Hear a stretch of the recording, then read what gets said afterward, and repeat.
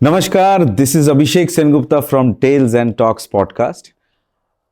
दोस्तों, हमारे पास फिनेंस को लेकर के या फिनेंशियल प्लानिंग को लेकर के बहुत सारी क्वेरीज आई। बहुत सारे लोग इस बारे में जानना चाहते हैं कि एक्चुअली फिनेंशियल प्लानिंग का डेप्थ क्या है। और यकीन मानिए, इसका यूनिवर्स इतना बड़ा है, इसको एक्सप्लेन करना इतने छोटे टाइम में बहुत बहुत मुश्किल है। मगर यहां एक शुरुआत जरूर होती है जहां से आपका इंफॉर्मेशन, आपकी नॉलेज, एक new generation of people are modifying it as per you. So this is what we have something today for you.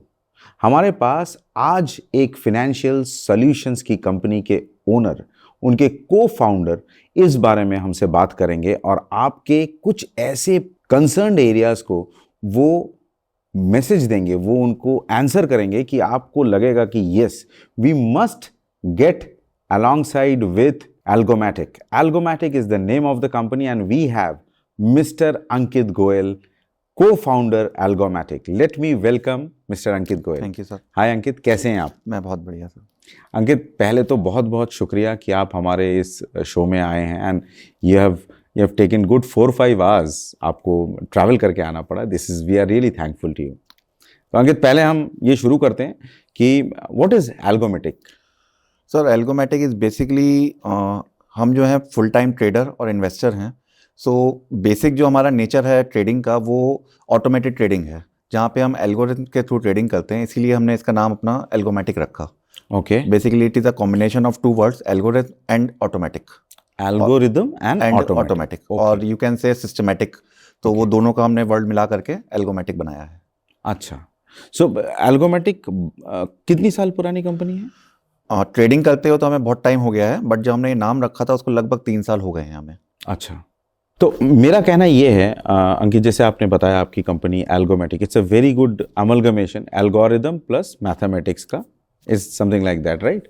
या Algomatic plus systematic plus algorithm. Basically me and my partner Kranti, we both are IT guys. So जब हम एक IT से हैं तो हर चीज़ में हमें automation करने का रहता है। कोई भी काम अगर हम कर रहे हैं तो हम ऑटोमेशन के साथ ही करें। बिल्कुल। तो जब हम लोग ट्रेडिंग के अंदर भी हम लोग घुसे, तो ट्रेडिंग जब हमने करी तो हमारी अप्रोच, जैसे ही हम लोग थोड़ा सा एक आगे बढ़े ट्रेडिंग के अंदर, तो पहली अप्रोच हमारी यही थी कि हम उसको ऑटोमेट करें ताकि हम चीज़ों को अपने सिंपल ले जा सकें, कि हमें पूरे टाइम स्क्रीन पर नहीं बैठना था। ओके। तो उसके लिए एल्गोज होती हैं वो सबसे बेस्ट होती हैं। तो इसीलिए हम लोगों ने पाथ चुना कि हम एक सिस्टमैटिक ट्रेडर बने, क्योंकि जो सिस्टमैटिक ट्रेडर होता है वही अपनी चीज़ों को ऑटोमेट कर सकता है। तो वही चीज़ें मिला करके जो चीज़ हमारे सामने निकल करके आए, तो हम एल्गोज की तरफ ज़्यादा फोकस रहते हैं। ओह, अच्छा। तो इसीलिए हमारी चीज़ में नाम भी हमने उसी से रिलेटेड रखा कि एल्गो, और सिस्टमैटिक ट्रेडर हैं इसलिए सिस्टमैटिक का हमने मैटिक लिया, और एल्गोज का एल्गो लेकर के कंबाइन करके हमने एल्गोमेटिक नाम बनाया। क्या बढ़िया चीज़ है। एक चीज़ समझनी थी, मैं आपके चैनल पे गया भी हूँ, आपका यूट्यूब चैनल पे, विजिटेड दिस चैनल। मुझे एक चीज़ समझनी थी, वहाँ आप शायद आप पढ़ाते भी हैं, इज दैट सो? जी, मैं उस पर बहुत सारी वीडियोस डालता हूँ जहाँ पे कि हम एल्गोज बनाना सिखाते हैं। बेसिकली हम नो कोड प्लेटफॉर्म यूज़ करते हैं एक, तो उस नो कोड प्लेटफॉर्म के ऊपर हम फ्री ऑफ कॉस्ट वहाँ पे सारी एल्गोज बना करके दिखाते हैं लोगों को किस तरीके से करके वो अपनी खुद की एल्गो बना करके अपने ट्रेडिंग को ऑटोमेट कर सकते हैं। It is all free of cost? Yes. Oh, wonderful. Even कई बार मेरे पास रिक्वायरमेंट्स आती हैं किसी की टेलीग्राम चैनल पे कि उनको कोई पर्टिकुलर एल्गो है, उनको चाहिए कि उसके ऊपर हम वीडियो बनाएं, तो वो भी उनको वीडियो प्रॉपर बनाकर देते हैं, जिसको देख करके वो अपनी खुद की एल्गो खुद डिज़ाइन कर सकते हैं अपने आप। उन्हें किसी की हेल्प की ज़रूरत नहीं। मतलब अगर किसी को ट्रेडिंग से रिलेटेड कुछ भी करना हो, अपना एल्गोरिदम खुद बना सकता है। This is how you? जी। ओह वाह। और कितने टाइम का कोर्स होता है ये? सर, अगर कोई पर्टिकुलर ट्रेडिंग एल्गो उसको बनानी है, और अगर वो ट्रेडिंग उसको हमने एल्गो बना करके दिया, तो मुश्किल से 15 से 20 मिनट लगते हैं उसको एल्गो बनाने में। Is that so? या अगर वो प्रॉपरली देख करके उसको करते हैं, और अगर उनको किसी तरीके की कोई प्रॉब्लम आती है और वो हमसे कनेक्ट करते हैं, तो हम उनकी पूरी हेल्प करते हैं कि वो अपनी चीज़ों को बना पाएँ। जो भी उनके क्वेश्चंस होते हैं उनको हम आंसर करते हैं। ओके। जो नई जनरेशन है, जैसे आपके पास मेजॉरिटी आपके क्लाइंट्स कौन हैं? New generation, Gen Zs? Normally 30 to 40 age के लोग, मतलब जो थोड़े से आईटी की तरफ भी जुड़े हुए हैं। लोग अपनी चीज़ों को ऑटोमेट करना चाहते हैं और साथ में ट्रेडिंग में भी इंटरेस्टेड हैं। ओके। एक, अब मैं थोड़ा सा डीप डिग इन करूंगा लाइफ में फाइनेंशियल प्लानिंग की, because you have developed N algorithm. उसके ऊपर इतना सारा कुछ आपने होमवर्क किया है, तो उससे एक क्वेश्चन है, लाइफ में फाइनेंशियल प्लानिंग की कितनी ज़रूरत है? तो लाइफ में फाइनेंशियल प्लानिंग की बहुत ज़्यादा ज़रूरत होती है, क्योंकि अगर आप फाइनेंशियल प्लानिंग को अपने फाइनेंस को बिना किसी प्लानिंग के अगर आप मैनेज करते हैं तो आपको पता ही नहीं होता कि आपके फाइनेंस जा किस तरफ रहे हैं। करेक्ट। अब सपोज लाइफ में अगर आपका कोई गोल है जो कि आपका 5 साल बाद आपको उस गोल को अचीव करना है, और अगर आप बिना अपने गोल को डिसाइड करे, बिना उस चीज़ को प्लान करे, अगर आप अपने इन्वेस्टमेंट्स को उसमें अगर अपने पैसे को कहीं पे लगाते हैं तो मे बी आपका वो गोल अचीव ना हो पाए। और प्लस कई बार ऐसा होता है कि सपोज अगर आज आपने मार्केट में पैसा डाला, अब 5 साल बाद आपने किसी एक ऐसे इंस्ट्रूमेंट में डाल दिया पैसा जो कि बहुत ज़्यादा वोलेटाइल है, बार बार उसमें ड्रॉडाउन्स आते हैं, और जब आपको पैसा निकालने की ज़रूरत है मे बी कि उस टाइम के ऊपर वो मार्केट आपको सपोर्ट ही ना करे। तो अपने गोल्स के हिसाब से हमें डिसाइड करना होता है कि हमें कौन सा इंस्ट्रूमेंट चूज करना है इन्वेस्टमेंट के लिए। अच्छा, पहला स्टेप क्या होता है फाइनेंशियल प्लानिंग का, अगर मैं एक लेमैन की तरह समझूं? देखिए, हमें तो काफ़ी समय लग गया था फाइनेंशियल प्लानिंग में घुसने में, मैं इस पे आपसे बाद में चर्चा करूंगा। उससे पहले मैं ये समझना चाहता हूँ, पहला स्टेप अगर आप फाइनेंशियल प्लानिंग की तरफ जाते हैं, और इसका पहले स्टेप में क्या करना होता है? What do you think? Financial planning का जो सबसे पहला स्टेप है वो होता है क्लैरिटी। अच्छा। कि आपको क्लैरिटी होनी चाहिए कि आप जो भी चीज़ आप प्लान कर रहे हैं वो आप क्यों प्लान कर रहे हैं, आपके टारगेट्स क्या हैं और आपका गोल क्या है। दोनों चीज़ें आपको क्लियर होनी चाहिए, क्योंकि उसके बाद ही आप डिसाइड कर सकते हैं, क्योंकि यहाँ फाइनेंस के बहुत सारे ऑप्शंस हमारे पास अवेलेबल हैं अलग अलग तरीके के। तो आप अपने गोल के हिसाब से आप डिसाइड कर सकते हैं, अपने टाइम होरिजन के हिसाब से आप डिसाइड कर सकते हैं कि आपको किस जगह पे पैसा इन्वेस्ट करना है। ओके, तो इसके लिए अगर मैं 3 चीज़ें पूछूं आपसे कि जैसे आपने कहा क्लैरिटी होना चाहिए, किस दिशा में जाना है, तो 3 चीज़ें ऐसी कौन सी होगी अगर किसी को आज फाइनेंशियल प्लानिंग में घुसना है? बिकॉज आज की डेट में financial planning is on the tips, मतलब लोग कई सारे एप्लीकेशंस हैं, कई सारे एवेन्यूज़ हैं। क्या वो पहले 3 स्टेप्स होंगे जो एक किसी को भी ध्यान रख के उस तरफ रुख करना चाहिए? सबसे पहली चीज़ तो होनी चाहिए कि उसको अपने एक्सपेंसेस और सेविंग्स का कंट्रोल होना चाहिए। ओके। कि ऐसा ना हो कि बहुत ज़्यादा वो एक्सपेंसेस कर रहे हैं कि सेविंग्स के लिए कुछ बच ही नहीं रहा है। दूसरी चीज़ होनी चाहिए कि उनको अपने गोल्स क्लियर होने चाहिए कि किस तरफ उनको अपने फाइनेंस को ले जाना है। और तीसरी चीज़, उनको हमेशा अपना सिक्योरिटी की तरफ भी ध्यान देना चाहिए, लाइक आपका मेडिकल इंश्योरेंस हो गया, ताकि अगर कभी किसी तरीके की कोई भी अगर दिक्कत आती है तो उस टाइम के ऊपर आपके पास में एक सेफ्टी नेट होना चाहिए कि अगर कभी कोई मेडिकल इमरजेंसी आ गई तो आपको एकदम से पैसे की ज़रूरत नहीं पड़ रही है कि आपको अपने इन्वेस्टमेंट तोड़ने पड़े या आपको कोई लोन लेना पड़ जाए, तो मेडिकल इंश्योरेंस आपको वहाँ से बचाता है। या अगर कोई ऐसी इमरजेंसी हो जाती है तो टर्म इंश्योरेंस होना एक बहुत ज़रूरी चीज़ है आज की डेट में, कि इन केस अगर किसी तरीके की कोई भी दिक्कत लाइफ में हो जाती है किसी भी वजह से, मेन बात है कि अगर आप अपनी फैमिली के अंदर एक सोल अर्नर हैं और इन केस किसी भी वजह से आपको कुछ हो जाता है तो आपकी फैमिली को प्रॉब्लम नहीं होनी चाहिए। करेक्ट। तो ये 2 चीज़ें होना बहुत ज़रूरी हैं, good. Term insurance and health insurance. Okay, now इसको थोड़ा सा और डाइवर्सिफाई करके अगर मैं पूछूं, जो नई जनरेशन है वो शायद आई डोंट नो, मतलब वो हेल्थ इंश्योरेंस पे जिसको मान लीजिए 22 साल में किसी की नौकरी लगी या 24 साल में किसी की नौकरी लगी, कंपनीज आजकल जनरली हेल्थ इंश्योरेंस दे देती है या उनका मेडिक्लेम जो है वो कवर कर देती है। अब कोई बिजनेसमैन है या कोई सेल्फ एम्प्लॉयड है, वो इसकी जानकारी हो सकता है पर्याप्त नहीं रखता हो, क्योंकि हमारा देश इतना बड़ा है, कभी छोटे शहर में लोग शायद इतना ज़्यादा इसके बारे में इंफॉर्मेशन नहीं रखते। तो आपकी इसके बारे में क्या, what do you think on this, कि उनको किस तरह से ये विचार पहुँचे, किस तरह से ये मैसेज पहुँचे? ये आजकल तो बहुत सारी कंपनीज हमारे पास ऑनलाइन आ गई हैं जो कि इस टाइप की सर्विसेज को ऑनलाइन प्रोवाइड करा रही हैं, उनका बहुत अच्छा गाइडेंस भी रहता है, सभी चीज़ें रहती हैं, वहाँ से वो कांटेक्ट कर सकते हैं। अदरवाइज जो भी उनके रिलेशन में अगर कोई है जो कि इस टाइप की सर्विसेज में डील करते हैं उनसे कांटेक्ट कर सकते हैं। पर उनको करना तो चाहिए, करना ज़रूर चाहिए, क्योंकि मेडिकल बेसिकली आप इस तरीके से करके समझिए ना कि अगर हम एक कार खरीदते हैं या कोई भी व्हीकल हम खरीदते हैं उस तक का इंश्योरेंस इसलिए करा करके रखते हैं, मतलब हो सकता है कुछ लोग कराते होंगे केवल अपना चालान बचाने के लिए, बट हम केवल चालान बचाने के लिए इंश्योरेंस कराते हो, आप थर्ड पार्टी इंश्योरेंस लेके आप काम करा सकते हैं। बट आप कॉम्प्रिहेंसिव इंश्योरेंस लेके रखते हो या फिर आप आजकल तो जीरो डेप्थ इंश्योरेंस चलते हैं, वो लेकर के चलते हो, फिर ये तो आपकी लाइफ है। तो अपनी लाइफ के लिए आप अगर इंश्योरेंस लेके आप बहुत छोटा अमाउंट देके अगर आपका मेडिकल इमरजेंसी में अगर लाखों रुपए अगर आपके बच सकते हैं तो उसमें कोई बुराई नहीं है। तो वो हर एक को लेना चाहिए, चाहे फिर वो कोई सैलरीड हो या फिर वो बिजनेस में हो, इवन उसको गवर्नमेंट से अवेलेबल है, मतलब सॉरी, अगर वो जिस भी कंपनी में जॉब कर रहे हैं, गवर्नमेंट एम्प्लॉयज़ को अक्सर अवेलेबल मिल होते जाते हैं। करेक्ट। अब तो गवर्नमेंट बहुत सारी योजनाएं भी चला रही है, तो वो भी अच्छी चीज़ें हैं। इवन उसके एक्स्ट्रा भी आपके पास में होनी चाहिए चीज़ें, क्योंकि कितना अमाउंट पड़ रहा है और आपको पता नहीं होता है। और दूसरी चीज़ ये होती है कि आप जितना जल्दी इन चीज़ों को ले लेते हैं, इनकी कॉस्ट आपको उतनी ही कम पड़ती है। Like specially in term insurance, अगर आप टर्म इंश्योरेंस अपना 20-22 की एज में लेते हैं, तो वो आपको ज़्यादा से ज़्यादा 300 से 400 रुपये महीने पे मिल जाता है, जो कि ईयरली 4-5 हज़ार रुपये आपको कॉस्ट बैठते हैं। वो फिर थ्रू आउट द लाइफ आपके वही रेट रहता है। बट यही चीज़ अगर आप जाके 35 की एज में करेंगे, तो वही आपका जो है 15-16 हज़ार रुपये साल का पहुँच जाता है। तो वो कॉस्ट डिफरेंस बहुत बड़ा आ जाता है टर्म इंश्योरेंस के केस में। तो इसलिए हमेशा शुरू से ही लेकर के चले तो वो बेटर है। ओके, फाइनेंशियल फ्रीडम एक बहुत बड़ा टर्म है, लोग इसको ड्रीम ऑफ करते हैं, मतलब जो भी थोड़ा समझते हैं, पढ़े लिख जाते हैं, तो बोलते हैं फाइनेंशियली फ्री होना चाहता हूँ। क्या है ये फाइनेंशियल फ्रीडम? तो फाइनेंशियल फ्रीडम को जनरली लोग रिटायरमेंट के साथ में जोड़ करके चलते हैं, बट फाइनेंशियल फ्रीडम का मतलब रिटायरमेंट नहीं होता है। बेसिकली फाइनेंशियल फ्रीडम का मतलब ये होता है कि हम अपने इनकम सोर्स के ऊपर डिपेंडेंट नहीं है। When the money works for you, या when the money works for you, can say you don't work for the money.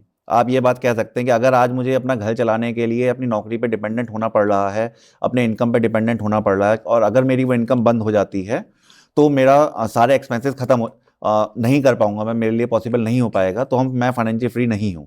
But अगर मेरे पास में इतनी सफिशिएंट इनकम आ रही है बाय एनी मीन्स, और कि मेरे को अपने एक्सपेंसेस के बारे में टेंशन लेने की ज़रूरत नहीं है, अगर मैं आज अपना मेन इनकम सोर्स से हट जाऊँ, मेनली नौकरी से हट जाऊँ, फिर भी मेरे पास में मेरी लाइफ चलती रहेगी, तो मैं फाइनेंशियली फ्री हूँ। इसका अगर एक एग्जांपल लें, सपोज अगर मेरा 50,000 रुपीज़ मंथ का पर मंथ का मेरा एक्सपेंस है, और मैंने अपने पास में इतने फंड्स जोड़ लिए हैं, या इतना पैसा मैंने कम जोड़ लिया है कि वो पैसे पे जो मेरे को पैसा मेरा बन रहा है, वो मेरा 50,000 रुपये से ज़्यादा का है, या 60,000 है, 65, कुछ भी अमाउंट हो सकता है वो, तो मैं फाइनेंशियली फ्री हूँ। ओके, अब इस क्वेश्चन से बहुत कुछ समझने को और सीखने को मिलता है। सपोज करिए कोई अपने 20 साल के एज में खड़ा है और 21-22 में उसको पहली नौकरी मिल गई या अपना पहला व्यापार उन्होंने शुरू किया। उनको कितना मंथली सेविंग स्टार्ट करके करना चाहिए ताकि अप्रॉक्सीमेटली किस एज तक जाते जाते वो फाइनेंशियल फ्रीडम को प्राप्त कर सकते हैं, कैन अवेल कर सकते हैं? फाइनेंशियल फ्रीडम को अवेल करना तो डिपेंड्स करता है पर्सन टू पर्सन, क्योंकि मैं एक छोटा सा एग्जांपल से चलता हूँ। मान लीजिए एक 22 साल के लड़की की या लड़की की जॉब लगी, उसको पहला सेविंग 500 से करेगा, 1000 से करेगा, तो 40 साल तक जाते जाते क्या एस्टिमेशन होता है उसके पास कितना फंड हो जाना चाहिए, स्टेप बाय स्टेप अगर आप बता सकते हैं। सपोज अगर कोई जना 20-22 साल की उम्र से लगभग अगर 1000 रुपये से मान लेते हैं, अगर वो स्टार्ट करके चल रहा है मंथली 1000 रुपये से अगर वो स्टार्ट करके चल रहा है, तो अगर 40 साल की एज तक आते आते, जो कि लगभग 20 साल का टाइम हो जाता है, उसके पास में मोर देन 1 करोड़ रुपीज़ इकट्ठे हो जाएंगे। और ये भी डिपेंड इस बात के ऊपर करता है कि वो कौन से इंस्ट्रूमेंट्स को चूज़ कर रहे हैं अपना पैसा जोड़ने के लिए, तो उस पर सब चीज़ें डिपेंड करती हैं। बट आप मान के चलिए करोड़ में उनके पास में पैसा हो जाएगा कि वो अपने आप को फाइनेंशियली फ्री बोल सकते हैं। अच्छा, तो ये इन्वेस्टमेंट्स कहाँ कहाँ करने चाहिए? ये इन्वेस्टमेंट्स जब कोई जना कम एज में होता है, 20-22 साल की एज में होता है, तो वो ग्रोथ इन्वेस्टमेंट के ऊपर फोकस कर सकता है कि वो उस टाइम पर रिस्क ले सकते हैं। तो जैसे म्यूचुअल फंड्स हो गए, अगर हम स्पेसिफिक करें तो किधर? अगर आप को जानकारी है तो आप सेल्फ इन्वेस्टमेंट भी कर सकते हैं, बट अगर आपको जानकारी नहीं है तो म्यूचुअल फंड स्टार्टिंग के लिए सबसे बेस्ट रहते हैं। अच्छा, तो जब तक अगर आपने उसको चीज़ों को सीखा नहीं है या आपको जानकारी ज़्यादा नहीं है, तो म्यूचुअल फंड आर गुड। ये तो एक थॉट प्रोसेस हो गया। अब उनको रिव्यू कैसे करना चाहिए? सपोज करिए वो जब शुरुआत करते हैं 1-1 हज़ार से अपना पैसा जोड़ना शुरू करते हैं, ग्रेजुअली उनका फाइनेंस भी ग्रो करता है, उनकी तनख्वाहें भी बढ़ती हैं, उनकी अर्निंग्स भी बढ़ती हैं। अब एक रिव्यू फॉर्मेट होता होगा, आई एम श्योर, मतलब मैं फाइनेंस का बंदा नहीं हूँ इसीलिए मेरी इतनी एप्ट हो सकता है कहीं जानकारी ना हो। तो मेरा कहना ये कि मैंने आज 1000 रुपये से शुरू किया, मेरे को 20 साल बाद I can make more than 1 crore. अब मैं 2000 का प्लानिंग करता हूँ, या मुझे 5 साल बाद 5000 का प्लानिंग करना है। ये रिव्यू फॉर्मेट किस तरह से करना चाहिए? तो सबसे बेस्ट तो ये रहता है कि जब आप फाइनेंशियल प्लानिंग आप करते हैं तो आपका जो आप गोल्स आपके अगर आप डिसाइड करते हैं पहले से, तो रिव्यू करना आसान हो जाता है, क्योंकि आपको पता रहता है कि आपके गोल्स के अकॉर्डिंगली आपका पैसा बढ़ रहा है या नहीं बढ़ रहा है।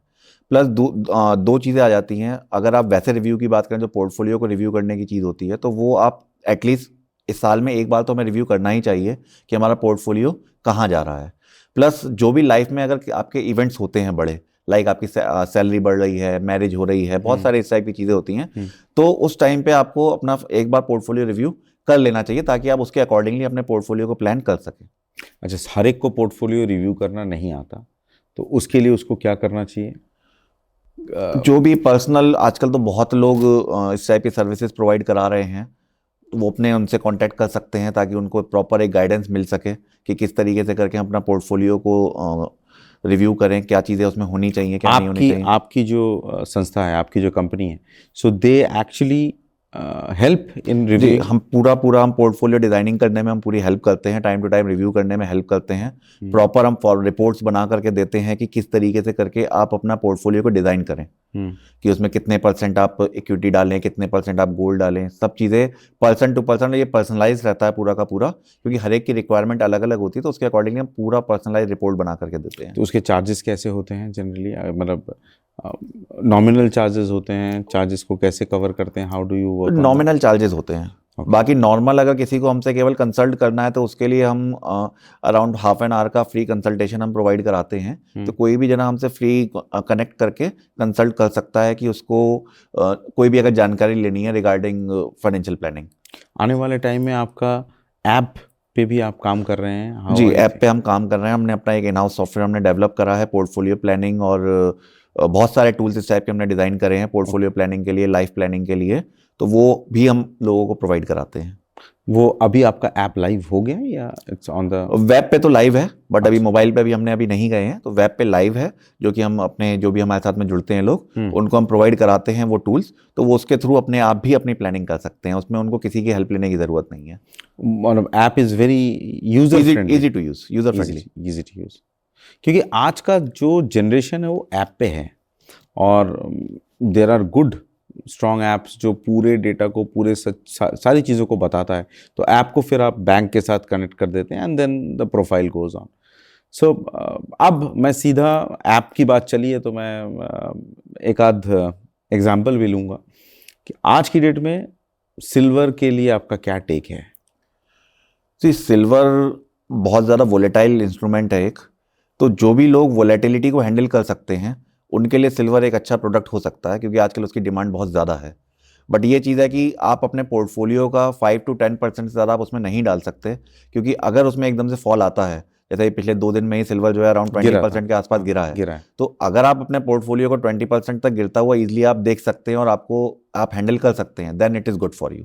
बट फिर भी मैं 5 से 10% से ज़्यादा मैं नहीं बोलूँगा कि 5 से 10% से ज़्यादा कोई उसमें पैसा डाले। और गोल्ड की बात करें तो गोल्ड तो हमेशा से ही पोर्टफोलियो का हिस्सा रहा है। आप किसी को भी सुनेंगे तो हर कोई यही कहेगा कि गोल्ड एक अच्छा इंस्ट्रूमेंट है फॉर हेजिंग पर्पसेस, क्योंकि जब भी मार्केट डाउन जाता है तो गोल्ड आपको एक स्टेबिलिटी देता है, आपके पोर्टफोलियो को होल्ड करके रखता है। So gold is always a good instrument, और वो आपके पोर्टफोलियो का 10 to 20% आपका पार्ट होना ही चाहिए। नॉर्मली वैसे उसकी 10% की सलाह दी जाती है, बट आजकल गोल्ड थोड़ा डिमांड में ज़्यादा है, तो थोड़ा बहुत परसेंटेज आप ज़्यादा लेकर के चल सकते हैं। तो आप अगर इसको जैसे 10% आपने सिल्वर को कहा, या 10 to 20% गोल्ड को कहा, और बाकी इसको अगर ब्रिक्स में तोड़ें, तो किसको किसको कितना कितना, मतलब this is a good maths, कैसे करना चाहिए इसको? जनरली जो कैलकुलेशन चलती है इक्विटी के लिए, वो कैलकुलेशन ये चलती है कि जो भी आपकी एज है उसके हिसाब से इक्विटी की परसेंटेज डिसाइड की जाती है। अच्छा, जैसे किसी कि की जो एक 40 ईयर्स है, या 40 ईयर्स आपकी एज है, तो अराउंड आप ये मान के चलिए कि 100 - 40 60% आप इक्विटी के अंदर पैसा अपना डाल करके रख सकते हैं। अच्छा, बाकी का जो पैसा है आप थोड़ा बहुत अपने रियल एस्टेट में डाल लिया, बाकी 10-20% आपका, लगभग 10 to 15% आपका गोल्ड में हो ही गया। थोड़ा बहुत आजकल तो बहुत अच्छे अच्छे ऑप्शन हमारे पास में आ गए, जिससे कि आप जो है इमर्जिंग मार्केट्स में और बाहर के मार्केट हैं, चाइनीज मार्केट है, तो हाँ बाहर के मार्केट में भी आप इन्वेस्ट कर सकते हैं, तो 5 to 10% आप उसमें भी इन्वेस्ट कर सकते हैं। अच्छा, तो इस टाइप से करके आप अपने पोर्टफोलियो को डिवाइड कर सकते हैं। ओके। और इसमें भी जब आप इक्विटी में इन्वेस्टमेंट करते हैं तो वहाँ पे भी आपके अंदर सेगमेंट्स आ जाते हैं कि आप लार्ज कैप में कर रहे हैं, मिड कैप में कर रहे हैं, या स्मॉल कैप में कर रहे हैं। तो अराउंड जैसे आपका 60% आपका एलोकेट करना है, तो 20% आपने लार्ज कैप में डाल दिया, 15 to 20% आपने मिड कैप में डाल दिया, बाकी 5 to 10% आपने स्मॉल कैप में डाल दिया। क्योंकि स्मॉल कैप में भी बहुत ज़्यादा, जब वो बढ़ता है तो भी बहुत अच्छे से करके बढ़ता है, लेकिन जब वो गिरता है तो भी बहुत ज़्यादा गिरता है। तो यहाँ पे आप लार्ज कैप से आपको थोड़ा सा बैलेंस भी मिल जाता है, जब आप स्मॉल कैप में डालते हैं तो आपको ग्रोथ भी अच्छी मिल जाती है। Okay, very nicely said. अब एक जैसे कुछ लोग जल्दी शुरू करते हैं फिनेंसेस, उनको क्लैरिटी होती है, कुछ लोग लेट स्टार्ट करते हैं, क्या मेजर फ़र्क है अर्ली स्टार्ट और लेट स्टार्ट में, और क्या एडवांटेजेस और डिसएडवांटेज? अब देखिए, जिसने लेट स्टार्ट किया है उसका डिसएडवांटेज जो भी हो, एडवांटेज क्या है? सिमिलरली अर्ली स्टार्ट का क्या एडवांटेज है और डिसएडवांटेज क्या है? सर, जो लोग जल्दी स्टार्ट करते हैं उनको जो मेन एडवांटेज मिलता है वो एडवांटेज मिलता है उनको टाइम का और कंपाउंडिंग का। उनका पैसा ज़्यादा अच्छे से करके कंपाउंड होता है और उनको जो रिस्क, उनको स्ट्रेस नहीं होता बेसिकली, क्योंकि वो उन्होंने बहुत कम एज से स्टार्ट किया होता है। तो छोटे छोटे पैसे जोड़ के आज की डेट में उनका पैसा इतना बन चुका होता है कि अगर थोड़ा बहुत मार्केट में अगर फॉल आता भी है तो वो उनको यही होता है कि चलो थोड़ा प्रॉफिट कम हो गया, लेकिन मेरे एक्चुअल इनकम में से कुछ नहीं गया है जो मैंने पैसा जोड़ा था। तो उनको एक थोड़ा सा स्टेबिलिटी रहती है और तब तक वो मार्केट को सीख भी तब तक वो मार्केट को सीख और समझ भी जाते हैं। तो बहुत सारे वो रहता है। जो अब इसमें बात उनकी आ जाती है जो कि देर से स्टार्ट करते हैं, तो उनके पास में देखिए डिसएडवांटेज सिर्फ इतना होता है कि अगर उन्होंने अपने 20s में स्टार्ट किया होता तो वो हो सकता है 2,000 रुपये महीना जोड़ के एक बहुत अच्छे लेवल पे, जो कि एक 2 करोड़ का 2.5 करोड़ का लेवल है एट द एज ऑफ 60, वो पहुंच जाते। बट अगर वो एज ऑफ 40 अगर वो लोग स्टार्ट कर रहे हैं 40 की एज में, तो ये चीज़ है कि जहाँ वहाँ मतलब उनको 5,000 रुपये या उससे उनको अमाउंट को स्टार्ट करना था, वहीं अब उनको अमाउंट बढ़ाना पड़ेगा।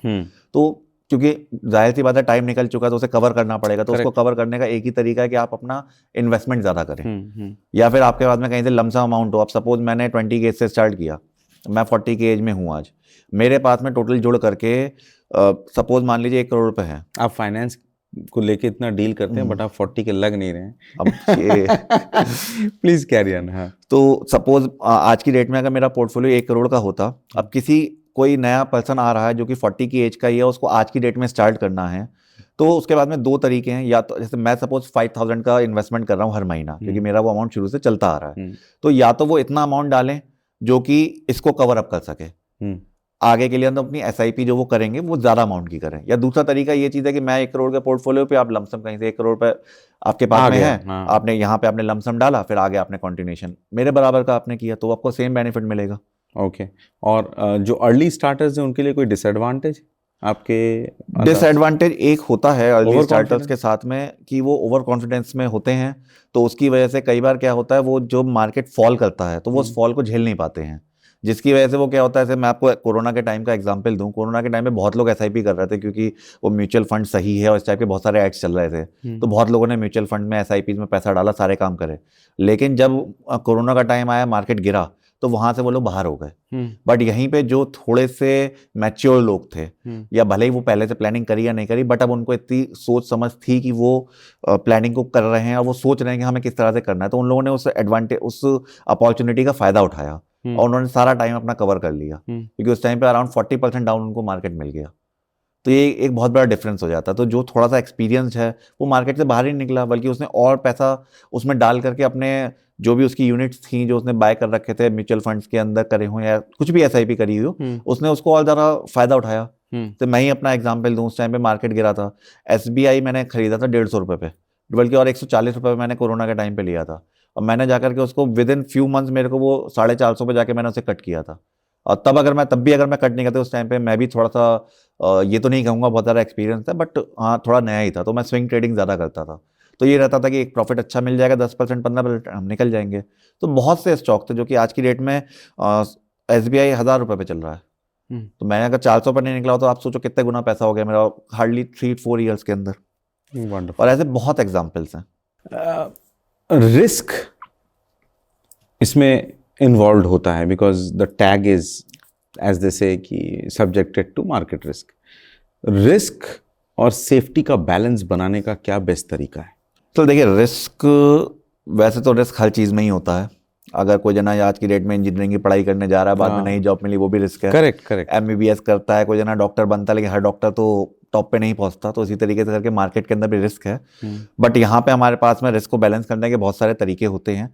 जैसे कि अब हमने अभी पोर्टफोलियो डिस्कस किया था, तो पोर्टफोलियो में हमने परसेंटेज वाइज डिवाइड किया था। तो वो परसेंटेज वाइज डिवाइड करने का रीज़न ही यही था कि हमने थोड़ा पैसा गोल्ड के अंदर डाला जो कि हमारे रिस्क को कंट्रोल कर रहा था, क्योंकि जब भी मार्केट बाइफरकेशन इसे डाइवर्सिफिकेशन इसलिए किया जाता है ताकि आपको जो है एक आपका रिस्क मैनेज हो जाए, बैलेंस हो जाए। आप उस चीज़ को, जब जनरली ऐसा देखा जाता है कि कुछ एसेट्स ऐसे होते हैं जो कि आपको जब एक मार्केट नीचे जाता है तो वो ऊपर जाते हैं, तो वो एक दूसरे को बैलेंस करते हैं। प्लस एज के हिसाब से भी डिसाइड किया जाता है कि आप अपने आप को कैसे सिक्योर कर सकते हैं।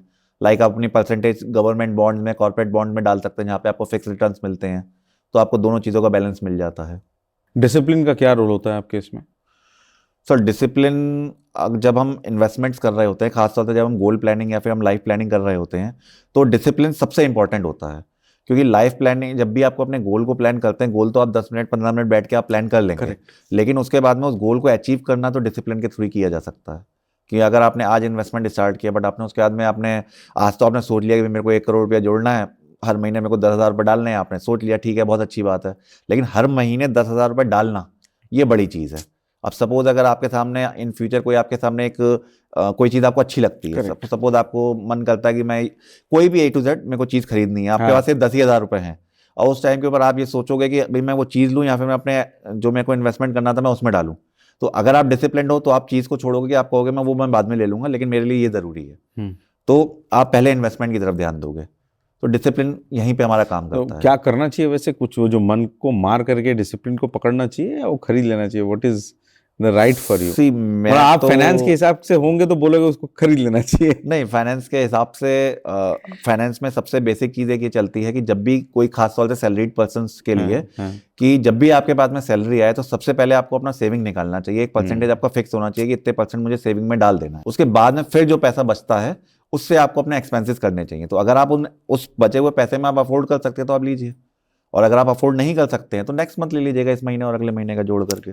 सैलरीड पर्सन्स का इसमें कितना इन्वॉल्वमेंट होना चाहिए वैसे? बिकॉज सैलरी तो लोगों की वैरी करती है, किसी की बहुत ज़्यादा होती है, किसी की एवरेज होती है, सो वो वैरी करता है पर्सन टू पर्सन। तो उनके लिए क्या मतलब, करना तो सभी को चाहिए, बट क्या सैलरीड पर्सन इतना ओपन माइंडेड होते हैं कि मुझे ये करना ही है?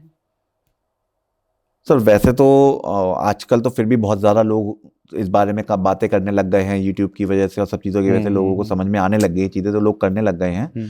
और बाकी ये चीज़ है कि सैलरी कितनी है इस बात से फ़र्क नहीं पड़ता है। मेन बात ये चीज़ है कि आपको सेविंग की एक हैबिट होनी चाहिए, क्योंकि जब तक आपको सेविंग की हैबिट नहीं होगी ना, तब तक आप नहीं पैसा जोड़ पाएंगे। और अगर आपको पैसा जोड़ना है और लाइफ में आगे बढ़ना है तो आपको सेविंग सबसे पहले करनी चाहिए। एंड में जाके आप अपना गोल देखो ना, एंड में आपको मतलब अपना गोल अचीव करना तो आपको चाहिए। तो अंकित, रिटायरमेंट प्लान बहुत बड़ा सवाल है, ठीक है, फाइनेंशियल फ्रीडम की बात हमने कर ली, क्या होना चाहिए रिटायरमेंट प्लान? आपके पास कोई एग्जाम्पल हो, कुछ हो, वो बताइए। एग्जाम्पल के लिए मेरी फैमिली का एग्जाम्पल है। मेरे फादर 2011 में रिटायर हो गए थे। ओके। तो जब वो रिटायर हुए थे तो वो जिस डिपार्टमेंट में थे, गवर्नमेंट जॉब में थे वो, तो वो जिस डिपार्टमेंट में थे वहाँ पे बहुत मामूली सी पेंशन मिलती है after retirement, around 1500 to 2000 rupees, जो कि हर महीने मिलते हैं। बाकी उनको एक लमसम पैसा at the time of retirement मिल गया था, जिसको कि उन्होंने थोड़े टाइम अपने FD में कर दिया। तो स्टार्टिंग में तो उनका सब चीज़ें उनकी ठीक चल रही थी, बट एक टाइम के बाद में क्या हुआ, खाली बैठते बैठे उनको ये हुआ कि चलो मैं भी कुछ काम करता हूँ। So he lost all his money. और उसके बाद में फिर उनके पास में आफ्टर 5 or 6 years कुछ नहीं बचा जो कि उनके अपना मतलब उनके हाथ में हो। सो फॉर देम हम वहाँ पर थे कि मतलब फैमिली है, बच्चे हैं, सब चीज़ें हैं, तो वो सब कुछ हैंडल कर रहे हैं। लेकिन फिर भी बहुत सारी रिस्ट्रिक्शंस आ जाती हैं आपके पास में कि अगर इन केस आपके हाथ में अपना खुद का पैसा होता तो आप खुल के जी पाते हो, भले ही आपके बच्चे कितने अच्छे क्यों ना हो, आपका कितने अच्छे से ध्यान आपको अपनी सेल्फ सफिशिएंसी होनी, लेकिन आप उनसे उतना नहीं कह पाते हैं। बहुत सारी चीज़ें ऐसी होती हैं। तो वहाँ पे मैंने ये चीज़ देखी, तो इसलिए मेरे लिए ये चीज़ बहुत ज़्यादा इम्पॉर्टेंट भी बन जाती है कि मैं रिटायरमेंट प्लानिंग को और फाइनेंशियल प्लानिंग को बहुत ज़्यादा सीरियसली लेकर के चलता हूँ, और मैं लोगों की हेल्प करना चाहता हूँ कि वो इस तरीके से करके अपने पोर्टफोलियो को और अपने रिटायरमेंट को प्लान करें कि उनको ये प्रॉब्लम ना फेस करनी पड़े। तो ये मेरा एक पर्सनल इसमें एक वो आ जाता है एजेंडा कि मैं लोगों की हेल्प कर सकूँ, जो मेरे फादर के साथ में हो वो औरों के साथ में किसी के साथ ना हो। तो मेनली प्रॉब्लम क्या आती है रिटायरमेंट प्लानिंग के अंदर, मेरे फादर के केस में चलिए उन्होंने एक्सपेरिमेंट कुछ उन्होंने किए जो कि नहीं सस्टेन उनके कर पाए, तो नहीं चल पाए, जिसकी वजह से प्रॉब्लम्स आई। बट अगर वो कर भी लेते, अगर वो नहीं भी एक्सपेरिमेंट करते और वो पैसे को ऐसे ही अपना सेफ पड़े रहने देते, फिर भी वो एक ना एक लेवल ऐसा आता कि जिस जगह पे आकर के वो पैसा खत्म हो जाता। क्योंकि रिटायरमेंट आपने 60 की एज में ले लिया, जो ज्यादातर गवर्नमेंट एम्प्लॉयज के केस में रहता है, तो 60 के एज के बाद में अगर आप 80 की एज तक जी रहे हो तो 20 ईयर्स आपको उस पैसे को चलाना है। राइट। तो उस टाइम पे जो उनको पैसा मिला था वो उनको लगभग 25 लाख रुपए के आसपास मिले थे रिटायरमेंट के टाइम पे, क्योंकि उस टाइम पे सैलरीज बहुत कम होती थी। उसके Correct. बाद में जब नए नए Revisions तो आए, बहुत ज्यादा हाँ। सैलरीज बढ़ गई लोगों की। हाँ। तो वो पैसा जो था उनका, अगर नहीं भी एक्सपेरिमेंट किया होता तो 5 साल चल जाता, 6 साल चल, 10 साल चल जाता। करेक्ट। कहीं ना कहीं आकर के उनका वो पैसा खत्म होता ही होता। रीजन क्या था कि उन्होंने वो पैसा अपना इन्वेस्ट किया एफडी के अंदर। अब एफडी के अंदर उनको जो पैसा मिल रहा था उस 25 लाख पे अराउंड उनको साल भर का इतना मिल रहा था कि उनको महीने के उनके हाथ में 15 से 20 हजार रुपए आ जाते थे, जो उनका इंटरेस्ट उनको हर महीने मिल जाता था। लेकिन प्रॉब्लम क्या होती है कि आज मेरा खर्चा 20 हजार रुपये महीने का या 15 हजार का है, मेरा चल रहा है खर्चा। हर साल आपका खर्चा एक बढ़ रहा है, क्योंकि इन्फ्लेशन आपके पैसे को खा रहा होता है। आपके पैसे की वैल्यू कम हो रही होती है इन्फ्लेशन की वजह से, उसकी परचेजिंग पावर कम हो रही होती है, और आपका जो एक्सपेंसेस होते हैं वो आपको पता भी नहीं चलता कब आपके बढ़ते चले जाते हैं एक्सपेंसेस। वो हर साल लगभग 5 से 6% डिपेंड करता है आपके लाइफ स्टाइल के ऊपर। हर साल 6% तो मिनिमम है ही है, और बाकी आपके लाइफस्टाइल पर डिपेंड करता है कि आपका लाइफस्टाइल क्या है, उसके हिसाब से आपका हर साल खर्चे आपके बढ़ते चले जाते हैं। तो एक लेवल ऐसा आएगा जहां पे आपको इंटरेस्ट कम मिल रहा होगा और आपके एक्सपेंसेस ज्यादा होंगे। तो वो पैसा धीरे धीरे करके इरोड होकर के एक टाइम के बाद में खत्म हो जाता है। डिपेंड आपके ऊपर कि आपकी क्या एक्सपेंसेस हैं उसके हिसाब पे, और आपको क्या रिटर्न्स आपके आ रहे हैं।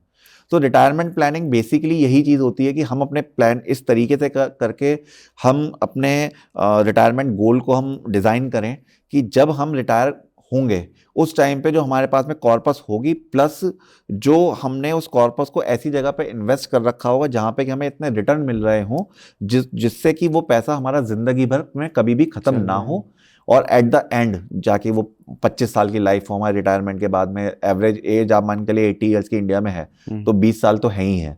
तो एट द टाइम ऑफ 80 भी हमारे पास में पैसा खत्म ना हो, हम अपने पास अपने सेल्फ सफिशिएंट है, हमें कभी किसी के आगे हाथ नहीं फैलाना पड़ रहा, हम इंडिपेंडेंट हैं आफ्टर रिटायरमेंट ऑल्सो। बहुत बड़ी, मतलब आपके ऐप में आप ये सारी चीजें बताते हैं। हम जब रिटायरमेंट प्लानिंग करते हैं तो हम एक प्रॉपर रिपोर्ट प्रॉपर निकाल करके देते हैं, जिसके अंदर के हम एक एक चीज़ बताते हैं।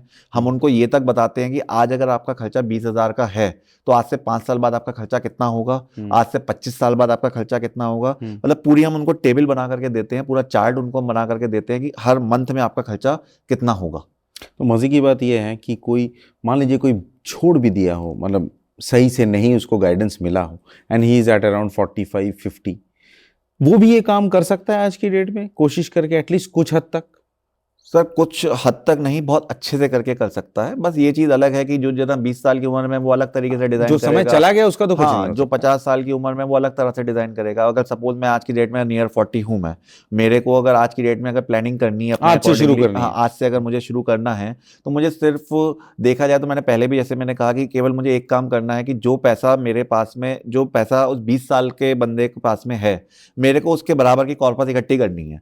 उस कॉर्पस को इकट्ठा करने का मेरे पास में एक सिंपल सा तरीका है कि मैं अपने इनकम सोर्सेज बढ़ाऊं। और आज की डेट में तो इतने सारे इनकम सोर्सेज हमारे पास में हो गए हैं जो कि हम लोग मतलब हर तरीके से पैसा कमा सकते हैं। बिल्कुल। तो ऐसा नहीं है कि हम सिर्फ एक सिंगल, और वैसे भी सिंगल सोर्स ऑफ इनकम पे तो आप चाहे 20 साल के हो चाहे 25 साल के हो, कभी भी आपको डिपेंडेंट नहीं होना चाहिए। हमेशा मल्टीपल इनकम सोर्सेज होने चाहिए। करेक्ट। कि किसी वजह से अगर आपकी नौकरी चली गई तो आपके पास में दूसरा इनकम सोर्स है, आप नौकरी पर डिपेंडेंट नहीं है।